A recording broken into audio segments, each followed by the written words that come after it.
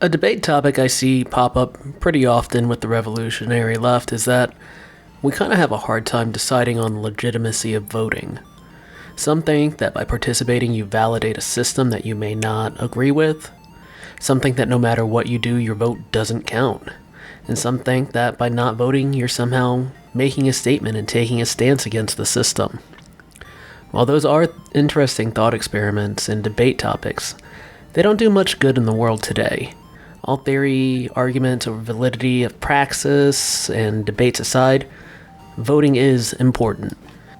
Electoral politics can absolutely be a means of reform, and even in some cases lead to significant social and economic changes due to the fact that this is an extension of the voice of the people. Even in a corrupt system, such as how we currently operate in America, the main way people can show their opposition or support is through electoral politics. This is why it is important for people to not become so dejected that they refuse to participate, or worse, abstain and protest, as this gives harmful groups not just the means, but also a passive endorsement to exert their will on the people. I know I just said the system is corrupt, especially in the way that money influences politics, and you may be asking, why participate in a broken system? Well, the system isn't so corrupt that the interests of the people have been completely blotted out by these external agents or bad actors. Next time someone tells you that voting doesn't matter, ask them if that's true. Then why do certain political parties try their best to purge voter rolls in the lead up to elections, and why those purges usually target minority and poor communities and seem to almost entirely impact non-Republican voters? It's because they seek to silence the voice of the people from these specific communities. Silence the people and you have the implicit authority to do with them as you please.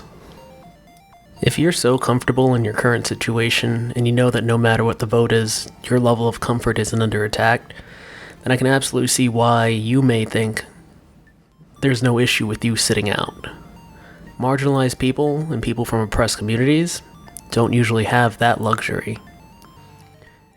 Even if you're in a situation where it's a local election and the political parties on hand aren't meeting your ideological needs, check out some of the independents in your area and what ordinances are up for vote. Most of the impact in your local community is actually handled by those state and local votes that most people tend to ignore. But for a national election, there's nearly no excuse to consciously abstain.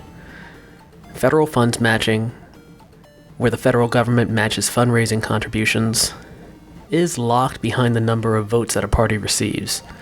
Do your part and find a party that fits your ideals and vote for them, so that way they have a better means and opportunity to organize in the future.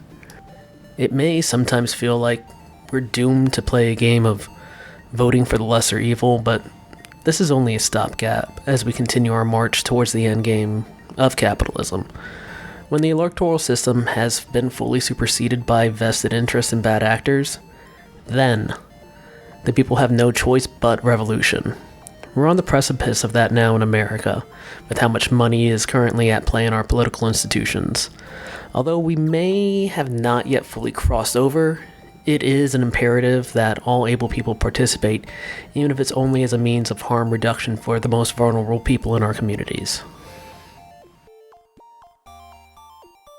Hey, Jay Rodriguez, thanks for watching my first video. I hope to tackle more topics in the future. If you have a suggestion, just reach out to me either on YouTube or via the social media links. And other than that, just keep fighting the good fight, comrades.